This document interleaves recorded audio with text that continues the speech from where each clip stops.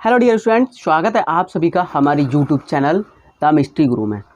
Dear students, इस channel पे हम लोग हमेशा मैथ की वीडियो लेकर आते रहते हैं। तो अभी जो वीडियो चल रहे हैं वो 11th क्लास की सीरीज चल रही है। एक्सरसाइज 1.1 मैंने करवा दी है, 1.2 भी मैंने करवा दी है। आज हम लोग अध्ययन करेंगे एक्सरसाइज 1.2 का बिल्कुल बेसिक कॉन्सेप्ट लेकर पूरी एक्सरसाइज भी सॉल्व करवा देंगे विद इन मिनट्स, कुछ मिनट्स में आपकी सॉल्व करवा देंगे। तो इसका कॉन्सेप्ट की बात कर लेते हैं। पहले हम इसमें क्या क्या कॉन्सेप्ट दिया गया, तो इसमें यूज होने वाले हैं। देखिए, सबसे पहले जो यूज होगा वो सबसेट यूज होने वाला है। भाई क्या यूज होने वाला है? सबसेट यूज होने वाला है सबसे पहले। तो first of all we will discuss about the definition of subset. What is the definition of subset? Subset होता क्या है, देखिएगा। सबसेट क्या होता है? A set is a set to be a subset of set B. एक set A है, वो सेट बी का सबसेट कहा जा सकता है यदि if every element of A is also element of B. यदि ए के सारे एलिमेंट बी के एलिमेंट हो जाए तो वो ए जो है वो बी का सबसेट होगा। एग्जाम्पल के लिए देख सकते हैं, ए इक्वल दिया 157। देखिए ए सेट है, उसकी जो एलिमेंट है वो 157 है। बी सेट दिया, उसके एलिमेंट है 1 3 5 7 9 13। तो ए 357 ए के सारे एलिमेंट बी में मिलते हैं, तो इसलिए बी ए जो है वो बी का सबसेट है। A is subset of B. Symbol ये वाला होता है, इस वाले सिंबल से इसको पढ़ते हैं और इसको क्या पढ़ेंगे? ए इज सबसेट ऑफ बी। और यहीं पे अगर हम कहें बी ए का सबसेट है, तो बी ए का सबसेट नहीं है, क्योंकि बी के सारे एलिमेंट ए में नहीं है, तो B is not subset of A. इतनी बात क्लियर होगी। तो डियर स्टूडेंट्स, आगे डिस्कस करते हैं। इस वाले सिंबल को क्या करते हैं, पढ़ते हैं इज नॉट पढ़ते हैं। इज नॉट सबसेट ऑफ, जैसे A is not subset of B, then we write, तो इस तरह से लिखेंगे। यदि ए बी का सबसेट नहीं है तो इस तरह से लिखेंगे। यहाँ पे कह रहे B is not subset of A, और यहाँ पे कह रहे A is not subset of B. ठीक है, ये सिंबल भी समझ गए होंगे। जैसे कि यहाँ एग्जाम्पल के तौर पे देखते हैं, सेट ए, इसका एलिमेंट है 2 और 4। सेट बी है, इसका एलिमेंट है 1 3 5 7 9 11 13। तो देखिए इसका एलिमेंट इवन नंबर है, ये सारे ऑड नंबर हैं। तो ये वाले जो 2 और 4 यानी कि जो एलिमेंट सेट ऑफ ए के हैं वो बी में नहीं मैच कर रहे, तो इसको लिखेंगे A is not subset of B. मतलब ए के एलिमेंट बी में मैच ही नहीं करते हैं। इसके और कुछ पॉइंट वाली बातें हैं वो भी समझ जाते हैं और क्या क्या होता है। If A and B are the same, so we have A subset of B और बी सबसेट ऑफ ए। मतलब सीधा सा है, अगर ए के एलिमेंट और सेट बी के एलिमेंट दोनों इक्वल है, जैसे यहाँ एग्जांपल के तौर पे दिया गया है 1 3 5 और यहाँ पर है 3 1 5, इनके एलिमेंट देखो दोनों के तो तीनों सेम है, जो यूज करेंगे वो सेम है। तो जब दोनों के एलिमेंट सेम है तो ए बी का सबसेट होगा, बी ए का सबसेट होगा। कुल मिला के जो बात होगी कि ए इक्वल बी होगा, set A equal set B होगा। इतनी बात क्लियर हो गई। यहाँ पे और लिख दिया था। अब एक और बात बता देते हैं। बात यह है कि every set A is subset of itself, मतलब हर एक सेट अपने खुद का सबसेट होता है। दूसरी बात एक और है कि phi is subset of every set, और फाई हर सेट का सबसेट होता है। यहाँ तक बात क्लियर हो गई होगी। चलिए कोई बात नहीं, और इससे आगे की बात कर लेते हैं। चलिए और थोड़ी सी डिस्कस कर लेते हैं। दिया गया सेट ए इक्वल 3 और 5, right all the subset of A.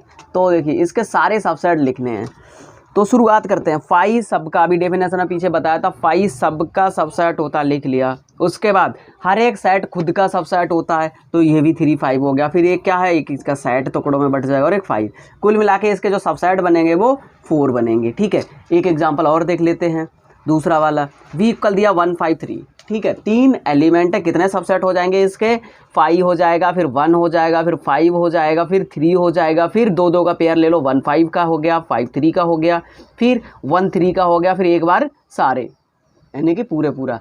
तो यहाँ से क्या कुल मिला के ये हो कितने? 1 2 3 4 5 6 7 8। जब 2 था तो 4 हुए, 3 है तो 8 हुआ, 4 होंगे तो 16। यहाँ से एक फॉर्मूला निकल के आता है, और वैसे होता भी है क्या कि जब सबसेट पता करने हो किसी भी सेट के, तो वो उसके एलिमेंट पे डिपेंड करता है। 2 पे पावर n, अगर 2 उसमें एलिमेंट हैं तो उसके सबसेट 4 हो जाएंगे, 1 है तो 2 ही रहेंगे, 3 है तो 8 हो जाएंगे, और 4 है तो 16 हो जाएंगे। अब बात करते हैं कि नंबर जब दिए गए होते तो आप लोग समझ ही जाते हो, लेकिन जब बात दी गई हो नंबर सिस्टम पे तो कैसे क्या पता लगाते हो। देखिए यहाँ से शुरुआत करते हैं कि किसका सबसेट क्या बन सकता है। जैसे रियल नंबर, उसके अंतर्गत क्या आता है? रेशनल नंबर आता है, इरेशनल नंबर। इसका मतलब है कि जो रेशनल नंबर यानी Q is subset of real number का क्यू सबसेट होता है। ठीक है, इरेशनल नंबर की बात करते हैं, वो भी रियल नंबर का सबसेट होता है। अब बात करते हैं रेशनल नंबर, दो पार्टों में बढ़ जाता है, एक इंटीजर्स एक नॉन इंटीजर्स।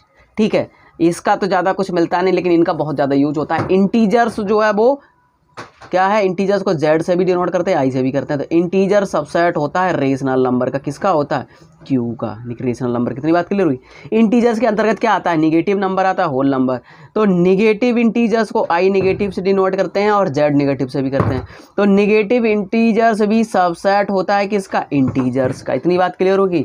और होल नंबर भी यानी कि डब्ल्यू भी सबसेट होता है किसका, इंटीजर्स का होता है। और रेशनल नंबर का भी होता है, रियल नंबर का नहीं। ऊपर की तरफ जाओगे वो सब सबसेट होंगे।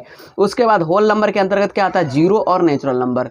तो इसी की जीरो सबसेट है होल नंबर का भी, नेचुरल नंबर सबसेट है किसका, होल नंबर का भी सबसेट है। फिर किसका, इंटीजर्स का भी है नेचुरल नंबर, और रेशनल नंबर का भी सबसेट है, और रियल नंबर का है। ये बात इतनी क्लियर हो गई होगी। चलिए और चलते हैं इससे आगे।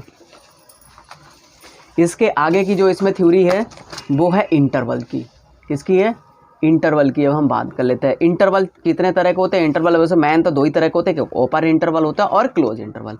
ओपन इंटरवल को जो यूज करते हैं वो स्मॉल ब्रैकेट यूज करते हैं, इसके अंदर डाला जाता है। क्लोज ब्रैकेट में क्या करते हैं, बड़ा वाला यूज करते हैं।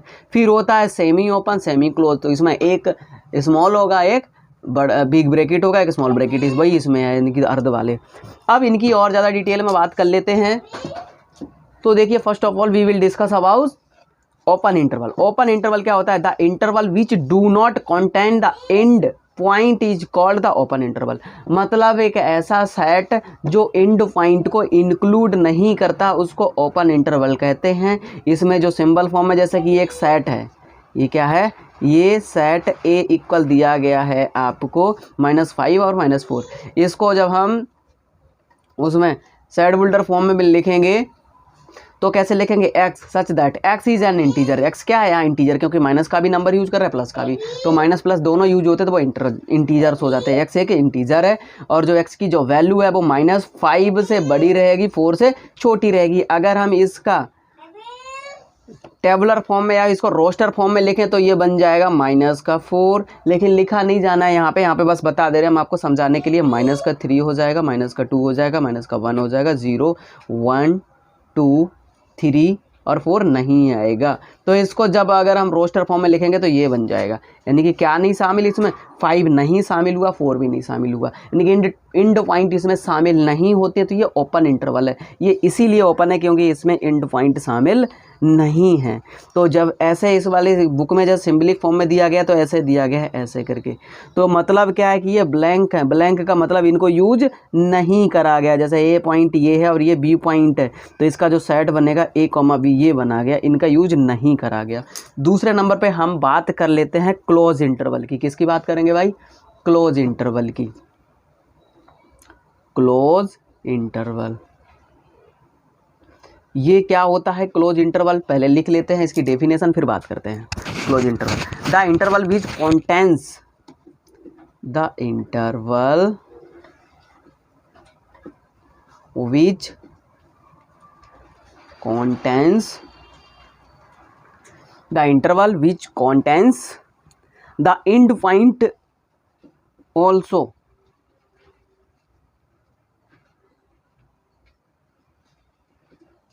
यानी कि इसमें एंड पॉइंट भी शामिल होते हैं, इज कॉल्ड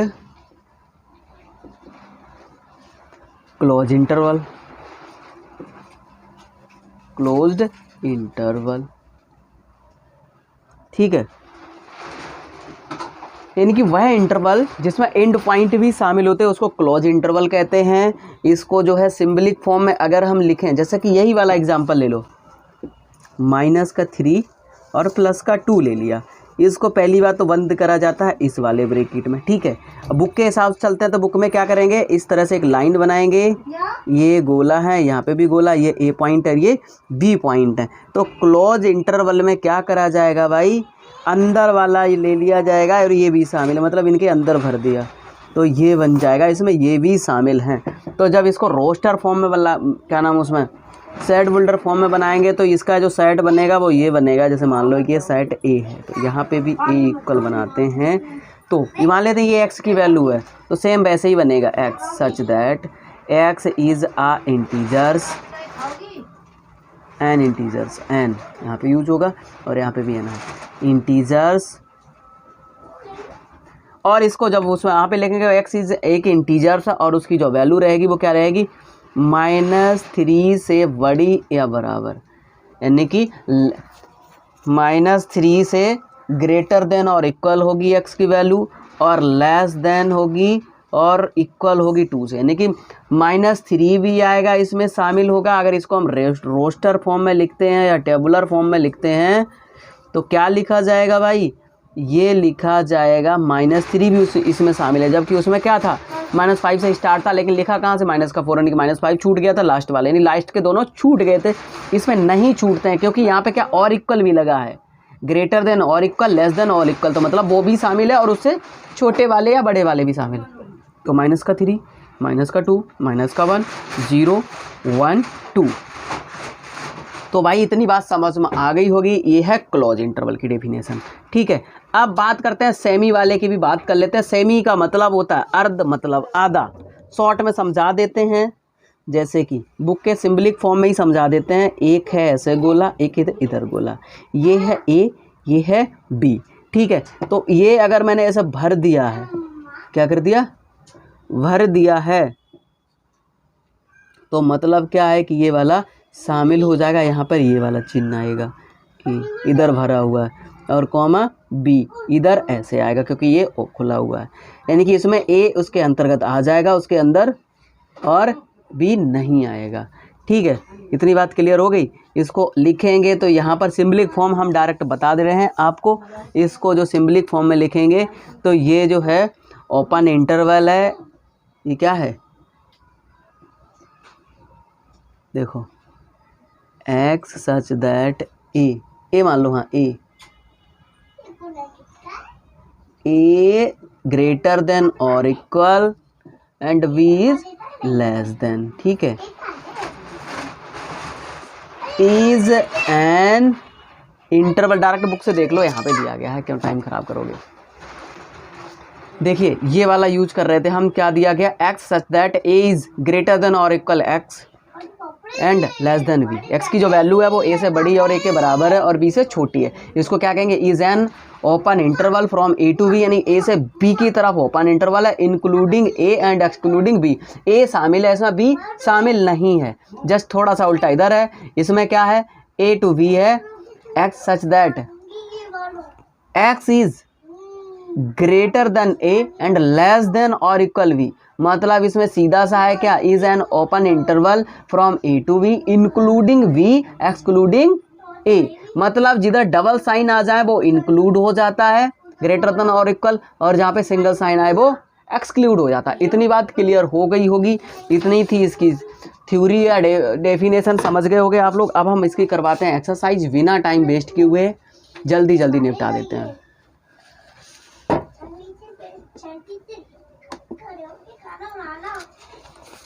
चलिए भाई एक्सरसाइज देख लेते हैं इसकी क्या है। मतलब आगे के सारे क्वेश्चन आपको मिलेंगे नेक्स्ट वीडियो में।